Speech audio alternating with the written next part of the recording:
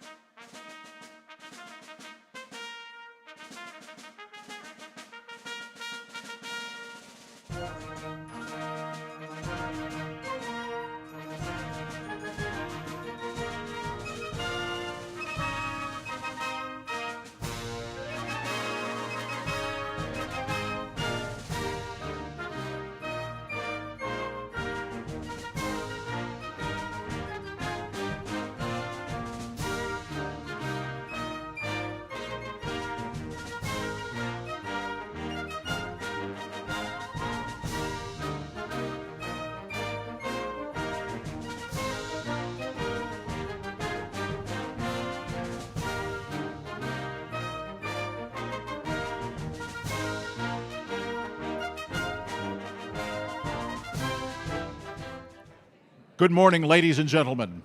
Our program is about to begin. Please turn your attention to the video screens for a special message from our Veterans Day ceremony sponsors. Throughout our years, Ford has supported our nation's armed forces and honored their selfless service to our country. The Central Ohio Ford dealers are proud to continue this tradition by investing in the work of the National Veterans Memorial and Museum in Columbus. Together, we want to share the veterans' heroic stories and introduce a grateful nation to the faces behind our forces. Please join us to hear inspiring educational stories from our veterans who have gone above and beyond their call to defend freedom around the world. The National Veterans Memorial and Museum and your Central Ohio Ford dealers. Together, we will never forget.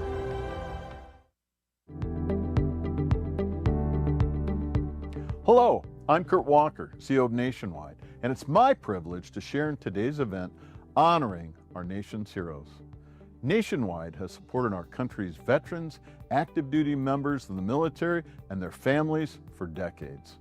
Whether it's sponsoring honor flights to take our veterans to Washington, D.C. to visit the memorials, or keeping our pledge to hire veterans in our workforce, Nationwide feels a strong connection to supporting those who have served our country.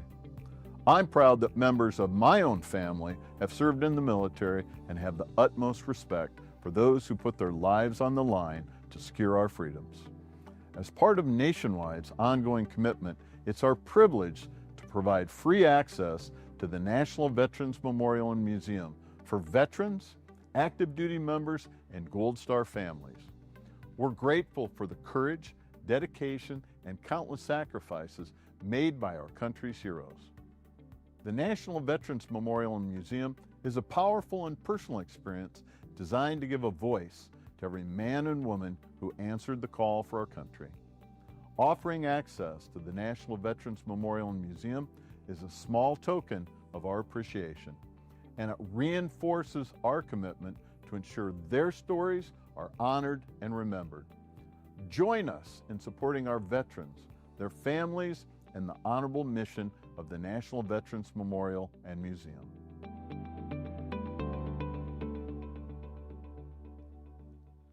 Good morning, everyone, and welcome to the National Veterans Memorial and Museum for our Veterans Day ceremony. Our Master of Ceremonies today is a program director and on-air host from iHeartMedia. Please welcome Boxer.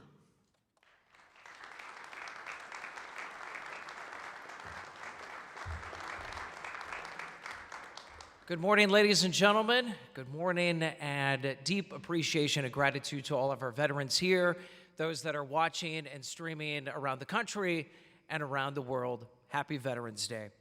Please stand if you are able to for the posting of the colors by the Ohio State University's Army ROTC Color Guard, and remain standing for the national anthem, which will be performed today by the Ohio State University Marching Band alumni.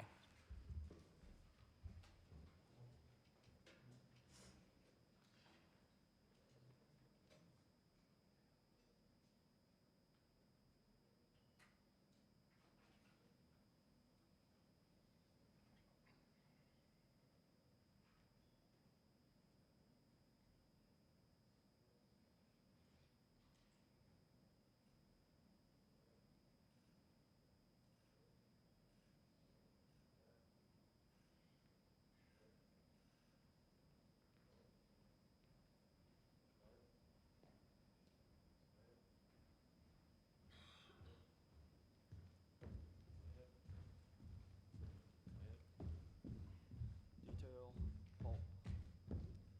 Left, face. One step forward, march. Right, face. 7 steps forward, march. Right, face. Post, colors.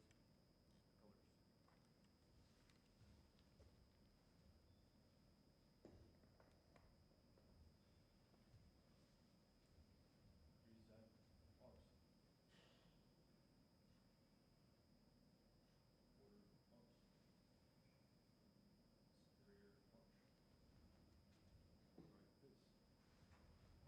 Forward march. Left face. Forward march. About face.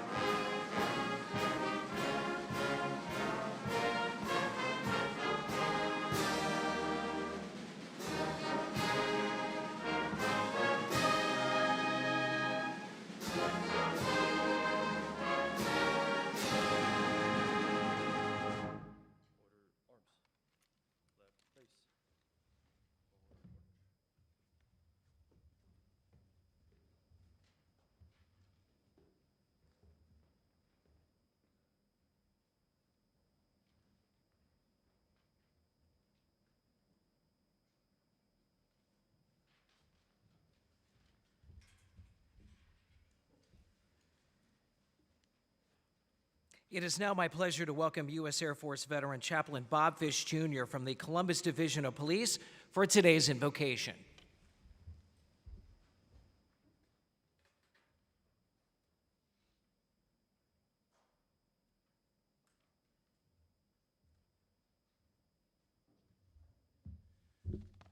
Man, that was beautiful. Thank you. Because 22 is way too many.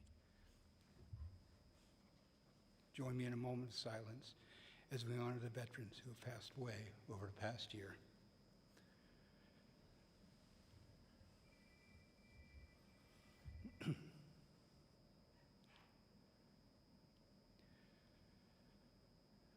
Father, we come to you this Veterans Day as humble servants to honor the men and the women for their sacrifices to serve our nation. We turn to you for your continuance of your blessings upon us all, of those who selfishly serve to protect our nation and to give us freedom. You, Lord, have spared us veterans from the grasp of our enemies. Lord, grant us the full understanding of your precious comfort and peace. We thank you for the privileges and the life of the blessings we have enjoyed through your graciousness in our country, the land in which we were given the freedom of speech, religion, and the pursuit of happiness. Guide us to know you better and the wisdom to acknowledge you as the God of the universe. Grant us above with the courage to give us the full armor of God to stand against evil. We ask you to bless the members of our armed forces who are serving today. Give them courage, hope, and strength. May our veterans experience your firm support, gentle love, and compassionate healing. Be their power and their protector, leading them from darkness to light. Bring peace and comfort to our veterans and their families that they serve today. In the name of Jesus, amen.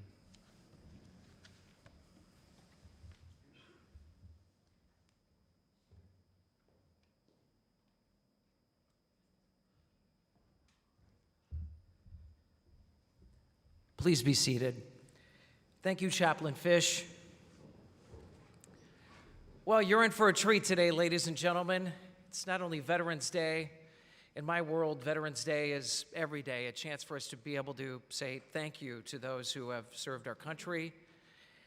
I want to start this morning by sharing a special thank you to our generous sponsors, whose thoughtful support helps make this ceremony possible. Our Central Ohio Ford dealers, Nationwide, Boeing, Lane Aviation, the City of Columbus, City Council, and Bolden Networks. We also would like to thank our incredible partners at the Greater Columbus Arts Council, Nationwide, American Electric Power Foundation, Cardinal Health, Battelle, and the Wolf Foundation for their ongoing support of the museum's year-round exhibitions, events, storytelling, community engagement, and more. Additionally, we'd like to thank Nationwide for providing year-round free museum access to veterans, active duty military members, and Gold Star families. Well, you are in for a real treat today. We have, of course, as you can see behind me, the Ohio State University Alumni Marching Band. Give it up for them real quick, yeah. Thank you for being here.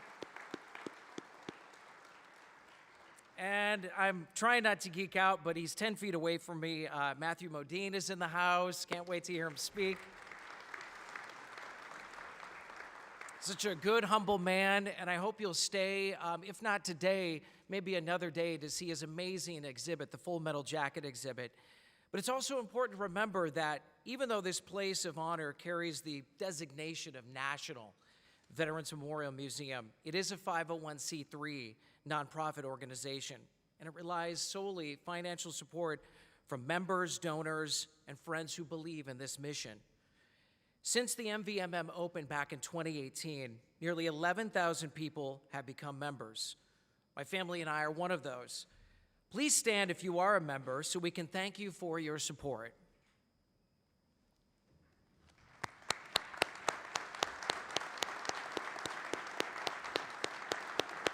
Thank you so much. Thank you for supporting this incredible resource for veterans, for families, and the community. If you'd like to become a member or make a contribution to the NVMM, please just visit the membership table near the main entrance today. When you came into the museum today, I'm quite certain you noticed the sea of amazingly beautiful American red flags out in the front lawn. Each of those flags have been dedicated to honor the service of a veteran. If you take a look at your program, there's actually a QR code, and you can scan that, make an easy donation of $20 or more. You can even dedicate a flag to honor a veteran in your life.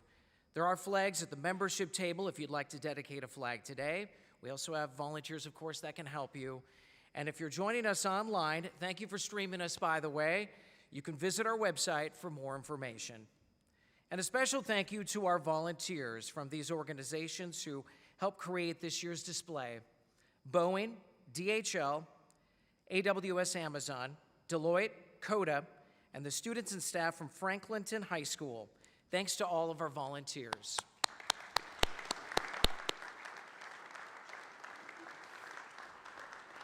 Also, I want to add that the students of New Albany Primary School, Licking Heights Middle School, Olentangy Berlin High School, and Fort Hays High School also planted more than 700 flags in honor of veterans across their school campus, carrying our mission into the community. So thanks to them as well.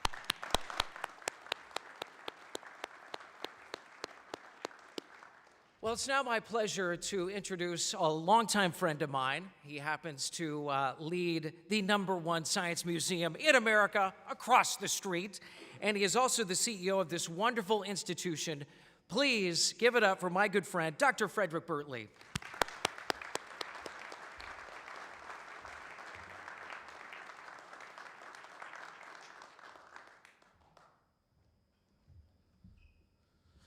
Thank you so much, Boxer. Good morning, ladies and gentlemen. Before I begin, again, a shout out to this incredible band. I do have one question. Which one of you dotted the I? All right, give it up for them, folks. Just amazing.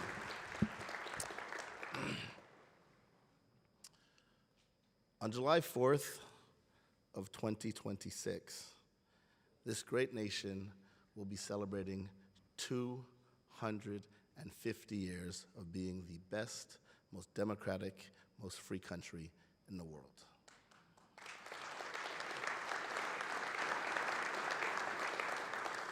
Sure, this country was birthed into existence through the signatures on a parchment in the Northeast by the founding fathers. But that was only made possible because a year before, the U.S. Navy was born, specifically October 13th, 1775. 1 month later, on November 13th, the Marines were born, 1775. And then later on, in December, the Army was born into existence, 1775. Fast track, you have, of course, the Air Force, 1947. Sorry, let me step back. The Coast Guard, excuse me, any Coast Guard folks here. The Coast Guard, 15 years later, 1790. Then 1947, the Air Force. Then 2019, the Space Force. It's because of those, but especially those first three agencies of the military, the Navy first, the Marines second, and then the Army, that this institution called America had the capacity to be the free country that it is. Now, if you speak to the naval folks, any Navy people in the audience, they all say, well, we were the first, so clearly we were the best. But if you speak to the Marines, they're like, you ought to get it right, so we have to be born. Then if you speak to the Army people, they said, you guys were just testing the waters, we'll really show you how to do it. But all jokes aside, together, the armed forces and the veterans have made the very dream of this nation possible. And so fast forward, it is fitting that one of our greatest veterans, our greatest hero, first aviator John Glenn, then astronaut John Glenn, the first American to successfully circumvent this planet safely on the mathematics calculated by an African-American woman that he picked to do that mathematics. If you've ever seen the movie Hidden Figures, that's what that was about. John Glenn picked her to make him enter back orbit safely. Then, of course, he became the great Senator John Glenn, that spoke about many things, but really he and his wife Annie practiced civility in the best of class ways. And one of his best acts before he transitioned was he wanted to ensure that the Navy, the Marines, the Army, the Coast Guard, the Air Force, Space Force, that the veterans that served those distinguished bodies had a hallowed place in this country to respect them and to honor them. That's this building. Boxer spoke about the national designation. Folks, that's not graffiti on the side of the building. That was an act of Congress that made this the National Veterans Memorial Museum. Then President 45, with the signature of his pen, birthed it into existence. It could have been anywhere. It probably should have been in D.C., but because of John Glenn and this great community, it is here. So this is the most hallowed ground to fulfill our mission, which is to honor all veterans, elevate their stories, and amplify the power of service for everyone, everywhere. And that's what we do day in, day out. That's why we are thrilled to have this recognition of Veterans Day in this hallowed space. And so thank you for that. Thank you for your support to the members.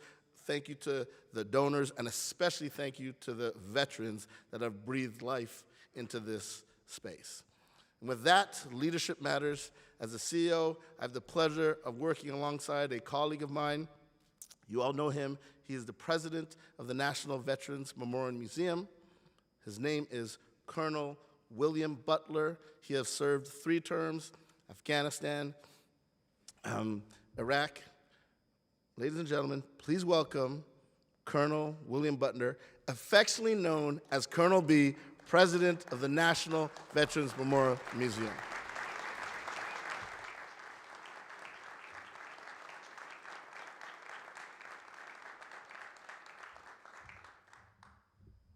Thank you, Frederick. Can everybody hear in the back okay? All right. So normally we have a military band support our ceremonies, but because of the government shutdown, military support in terms of flyovers and color guards and bands is not available. So our colleague, Mark, who's the voice of God here in the back, he was an IDOTer as well. And so he put a call out to the alumni band, and of course everybody signed up. So thank you all for, on very short notice,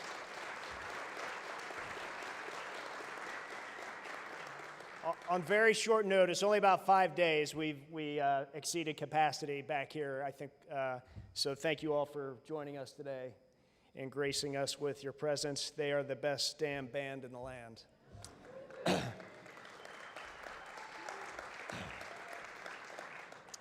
So as we gather today to honor all who have served, it is fitting to remember the very first generation of American veterans, those who fought for independence and then continued to serve the nation they helped create.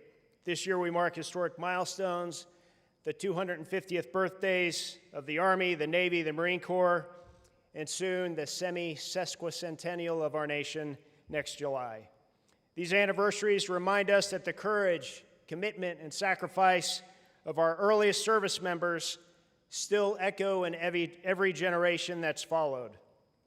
I'm going to highlight 4 veterans of the Continental Army, the Navy, and the Marine Corps, who remind us that service does not end with the last battle or when you take your uniform off. It continues in building the nation and shaping its future. Of course, we can't talk about the founding of our country without highlighting General George Washington, commander of the Continental Army. He led an outnumbered force to victory against the world's most powerful military. After the war, he guided our new nation as its first president, setting the standard for leadership, unity, selfless service, and the historic precedents of civilian control of the military, religious tolerance, and the peaceful transition of power. Brigadier General Rufus Putnam, also of the Continental Army, engineer and leader under Washington. Putnam helped secure victory by fortifying Dorchester Heights and forcing the British to evacuate Boston. After the war, he led fellow veterans west, where they founded Marietta, part of the first permanent settlement of the Northwest Territory. And as a founder of the Ohio Company of Associates, he helped implement and develop the Northwest Ordinance, thereby extending the promise of liberty and self-government to America's frontier and ensuring future states prohibited slavery in the Northwest Territory. Commodore John Barry, Continental Navy. He's known as the father of the American Navy, one of the fathers of the American Navy. Barry fought with distinction at sea and was the first commissioned officer of the post-war U.S. Navy. His professionalism, courage, and mentorship established the standards of honor and discipline that continue to define naval service today. And then Captain Samuel Nicholas, Continental Marines. He was the first commandant of the Marine Corps. Nicholas led Marines in their first amphibious assault at Nassau in 1776. His leadership and example forged the Marine Corps' enduring legacy of courage, discipline, and readiness, first to fight for our nation's freedom. Together, these four remind us that America's story is shaped not only by those who fight for freedom, but by those who continue to serve in her name, by serving in leadership, in governance, and in community for all of our citizens. As we celebrate the 250th anniversaries of the Army, the Navy, the Marine Corps, and look forward to the 250th anniversary of our nation, we honor all who have followed in their footsteps, men and women whose service in every generation has strengthened our nation and safeguarded its ideals. Could all veterans please stand?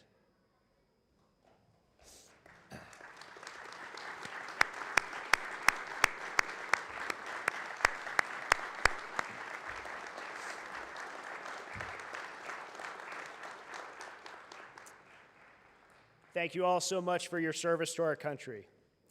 Now it's my pleasure and honor to introduce our keynote speaker, Matthew Modine. Matthew is an award-winning actor with dozens of high-profile films, miniseries, television series as the leading role over a 4 decades-long career. As a high school student, I watched him in Vision Quest, and I can't hear Lunatic Fringe without thinking of Matthew Modine.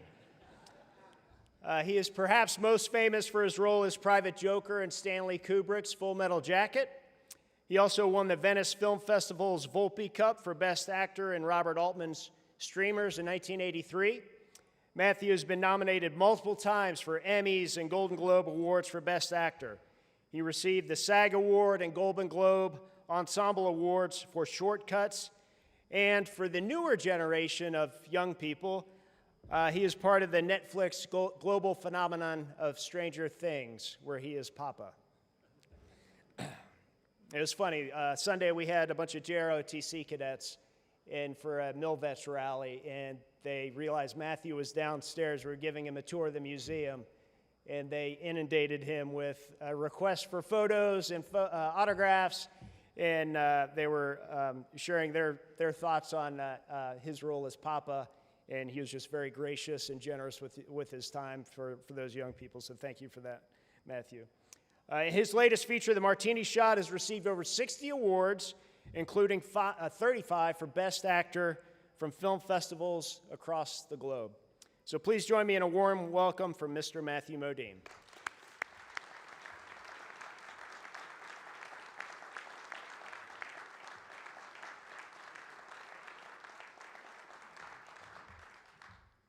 My goodness. Look at this room. You know, yesterday I found out that I was going to be the keynote speaker. So I didn't prepare anything. I want to thank the chaplain for expressing so many sentiments that I share with you. I don't know if it's an aspect of growing older, but when I hear a band like this play our national anthem, and I hear words like those from the chaplain, I can't help but cry. I don't know if I'm losing my testosterone. Colonel B, thank you very much for that introduction. Frederick, your wisdom is amazing, beautiful. What a beautiful speech. I want to thank Al Giordano and Len Harris for bringing me here. I want to thank the museum for honoring me with this sacred space to share my photographs of working with Stanley Kubrick in 1985 on his film Full Metal Jacket. There's not much that I can say that hasn't already been said by these gentlemen. I recently read a book called The Pursuit of Happiness, and it was questioning how did those words end up in our Constitution, life, liberty, and the pursuit of happiness. Whose happiness, I kept wondering as I was reading the book, considering the history of our nation. The pursuit of happiness didn't include certain groups of people or gender. And as I read the book, it was revealed that those words, the pursuit of happiness, come from the Stoics, that the founders were all reading similar books, whether it was William Shakespeare, the Bible, or Cicero and Marcus Aurelius. And those words come from the Stoics. And what's revealed over the course of reading the book is that the pursuit of happiness is not the pursuit of things. The pursuit of happiness comes in being service to another human being, helping people. That, as my father said, the only person that you should look down on is the person that you're offering a hand up. I don't have to express what that means beyond all of the service members in this room, because you know what it means to be in service to another, because you're doing that in duty to your fellow soldiers or Marines every day. And it continues in this building and on a day like Veterans Day across our nation. There's one story that I would like to share from Full Metal Jacket. Stanley Kubrick invited me into his Winnebago, which was a funny word in England to say, because they say Winnie-Bago. And I was the only actor that ever got invited to go into Stanley Kubrick's to have a cup of coffee and discuss the contents of the script. And so the first day that I went in to have a cup of coffee, he asked me if I liked Kenyan. And I said, Kenyan people? And he said, no, Kenyan coffee. I'd never heard of Kenyan coffee. I was from Utah. And I didn't know that coffee beans could have come from Kenya. The thing was from South America and Colombia. And so he made me a cup of coffee, and he said, listen, I have a no bad ideas rule. I said, what does that mean? And he said that if I make a suggestion and you don't like it, don't say that's stupid, that wouldn't work. Say, oh, that's interesting, let me think about it. Or offer an alternative suggestion. I said, oh, I like this rule, Mr. Kubrick, the no bad ideas rule. He said, good. What do you think about the ending of the film? And in the original script of Full Metal Jacket, Private Joker dies.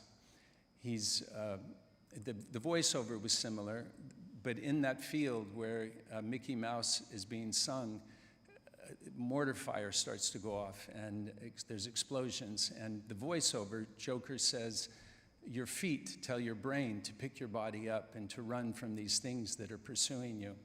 And then it goes into my thoughts drift back to Mary Jane Rottencrotch. You guys will remember the rest of it. And then Joker starts to run, and you see Joker as a little boy playing war in the backyard or in a field, running with a toy rifle, cutting back to Joker as a Marine in Vietnam, cutting back to the child, cutting back to Joker, cutting back to the child, and then the child pretending in mock death that he'd been shot, cutting to Joker, and the famous Spanish Civil War photograph taken by Frank Capra of the soldier caught in the moment of death. That's how the film was going to end. And Stanley said, what do you think about the end of the film? And I said, I love it, Stanley. It shows the tragedy of war, the loss of youth, the loss of our nation's wealth. And he said, well, keep thinking about it. I said, okay. And about every week he would ask me, what do you think about the end of the film? And I would defend the end of the film and the tragic loss of Private Joker. And week after week after week went by. I was in England for 20 months working on the film, which is unusual because normally you work on a film for about 4 months, 3 months. So one day I get a knock on my door, and Stanley's assistant says, Stanley wants to see you in the Winnebago. And I said, okay, what does he want to talk about? I don't know, you're going to have to go find out. Now, I told you, I was the only actor that ever got invited to go into Stanley Kubrick's Winnebago. And I go in the trailer, and there were 3 other actors, which made me insanely jealous. I was like, what are you guys doing in my director's trailer? And he said, you know, Matthew, I've been asking you for weeks about the end of the film, and you say you always like it. Well, I just asked these 3 guys, and they all have alternative endings to the film. Needless to say, each of the endings involved making their parts larger. So Adam Baldwin was the first one to start speaking. He said, you're back in the States. You didn't die in Vietnam, and you're driving a Gremlin. I don't know why it was a Gremlin. And you go to a little mini mall, and you get your dry cleaning out of the back seat of the car, and you're not really paying attention. You put your clothes on the counter, and you hear this guy say, "Hey, Joker." And you look up, and it's me. And I look at you, and you look at me, and I say, "Semper Fi." Fade to black. I thought, wow, that's really stupid. And then the cowboy started talking. I didn't even hear what came out of Kevin Major Howard's mouth. He was the one that played Rafterman. I was so filled with rage. And am I allowed to swear? Can I? No, maybe I shouldn't. I can swear. There's no children in the house. Kevin Major Howard finally stopped talking, and Stanley looked at me. He was pulling on his beard, as he often did, and he said, "What do you think?" And I said, "Well, Stanley, you could shoot them all, and then you'd realize how stupid they are, and then we'd reshoot them like we have the rest of the fucking movie." And I couldn't believe that came out of my mouth, and I wanted to reach to grab the words before they got into Stanley's ears, but it was too late. And he looked at me like he was going to kill me. And I picked up my M16 and my helmet, and I went out of the trailer, and I thought, oh my God, I'm going to get fired. He's going to fire me. And then the knock came at the door, and Leon, his assistant, said, "Stanley's waiting for you on the set. You better get over there. He's pissed." And Stanley was a Jewish kid from the Bronx in New York. Everybody thinks he was from England because he spent so much of his life there and died there. And there's a word that the British use that begins with a C and ends with a T. And so for the next several weeks, Stanley called me a miserable... Can't say it. Can't say it. Can't say that. No. And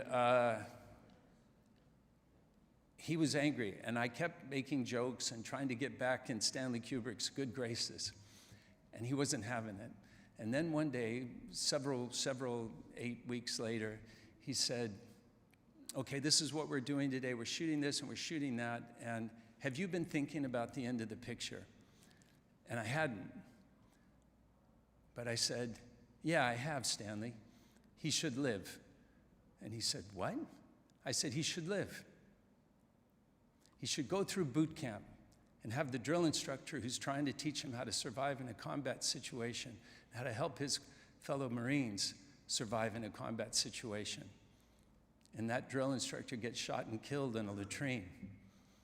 He should live, Stanley. He should go through boot camp and have the one guy that he's trying to help get through boot camp stick an M14 in his mouth and blow his brains out all over the bathroom. He should live. He should go to Vietnam and have the one guy that he knows from boot camp die in his arms. He should go to Vietnam and have to stand over a young Vietnamese girl bleeding to death, begging him to end her life. And he take it. He should live. Because that's the real horror of war, Stanley, having to spend the rest of your life with those images in your mind." And Stanley leaned into me and he said, "That's the end of the picture." I want to thank each and every one of you for surviving, and I respect you, and I love you for the things that you carry with you inside your dreams. Thank you very much.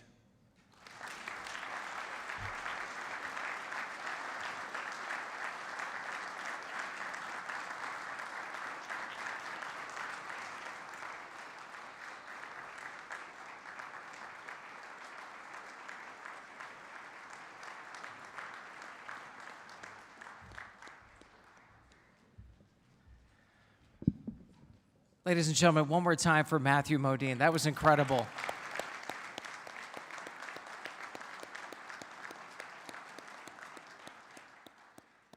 I'm over there sitting there sobbing. I'm like, no, not now. I have to go up next. Matthew, no. That was incredible. That was beautiful, Matthew. Thank you. With our public and elected officials who are with us today, we'd like to recognize them for their time and their efforts. We'd like to recognize them. Senator Herschel Craig, also Council Member Nancy Dayacker, Council Member Nicholas Bankston, and thank you for supporting our veterans.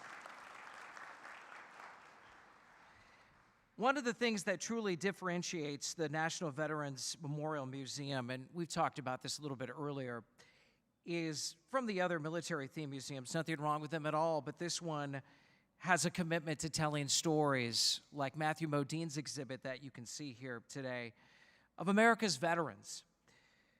Please turn your attention to the screens right now to learn more about how the NVMM is making it possible for all veterans to share their stories. The National Veterans Memorial and Museum honors all veterans and elevates their stories.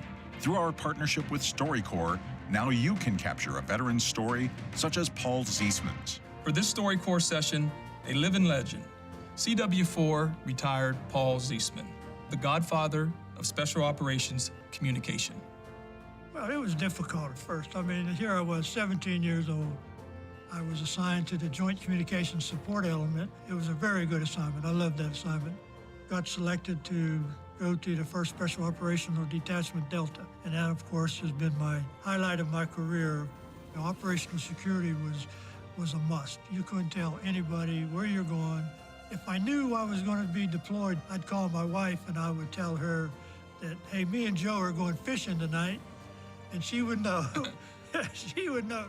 The students took hostages in 1979, and that's when we got alerted to start planning a mission to go in and rescue the hostages. That was a very important mission. And that was the first time in the whole world that a tactical man-packed satellite system was used for an operation. And that's how SOCOM came about. And now every service got a special operations command. They train together and fight together, so Desert One would never happen again. What StoryCorps has done, and what it personally done for me, this is my father, and that is probably the first time that I've heard that story, and it's pretty amazing. The StoryCorps program allows the listeners to know about you. It's going to allow your family to know about you. Well, thank you, and thank the NVMM. Every veteran has a story. Your story is your legacy. Tell it, preserve it. Share your story today at nationalvmm.org/stories.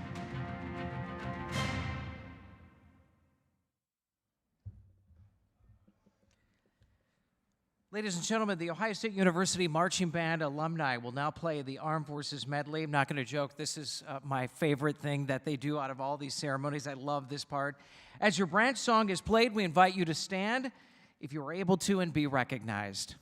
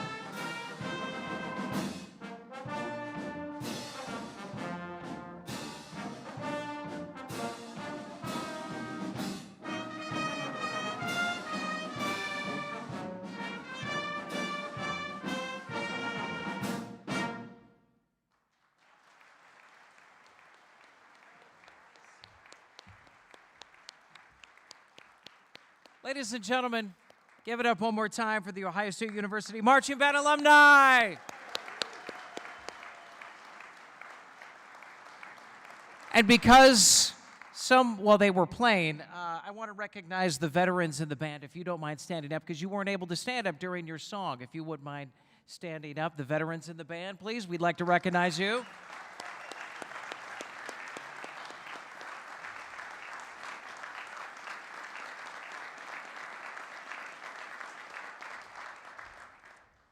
Thank you again, band, for being here on such short notice, too. Amazing. Always a treat to be able to hear your fine music and your talents. Ladies and gentlemen, as we approach the end of our ceremony, we'd like to extend a special thanks to Bolden Networks for generously hosting a community reception immediately following today's program. If you don't know, Bolden Networks is a leader in delivering cutting-edge network connectivity solutions through neutral host infrastructures. Their commitment to innovation is matched by their dedication to honoring and supporting our nation's veterans. So we invite you to join us for light refreshments and beverages in the Citizenship Gallery following the program. We'd also like to take a moment to thank all of those who have generously supported the museum at time, helping make important days like this possible. Thank you again to our sponsors, members, donors, and friends. Please join me in a round of applause for the Ohio State University Army ROTC.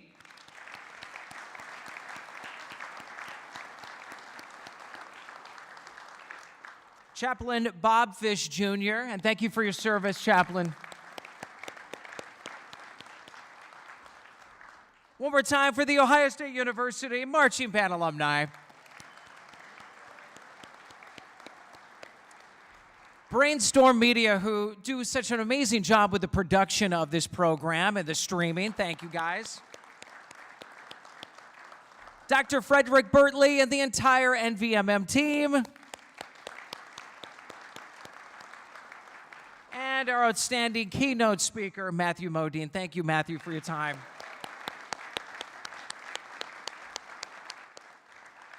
Color guard, please retire the colors.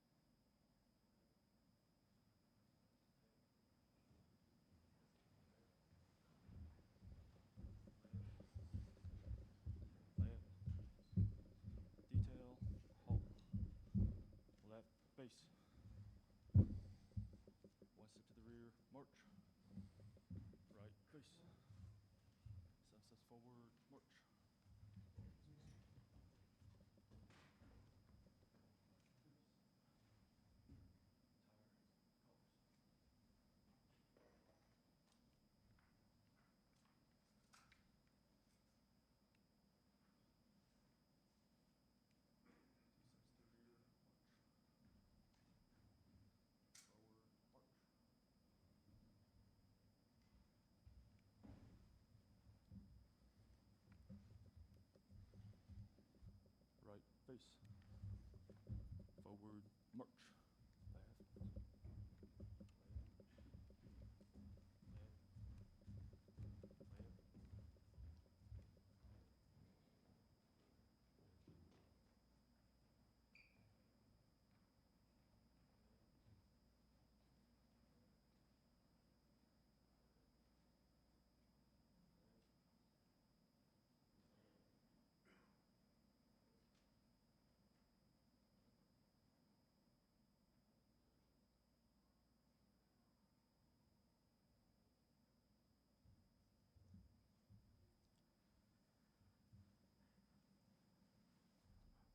I made the mistake of being in the wrong place at the wrong time with a color guard one time, so that's why I'm usually out of the way there.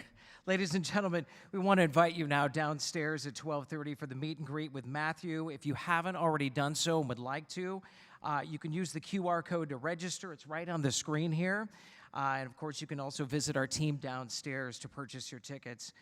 It's been a pleasure to be here today. Thank you to the NVMM for inviting me. It's always an honor to be in your presence, especially our veterans. Have a wonderful day. Thank you, veterans, and God bless America.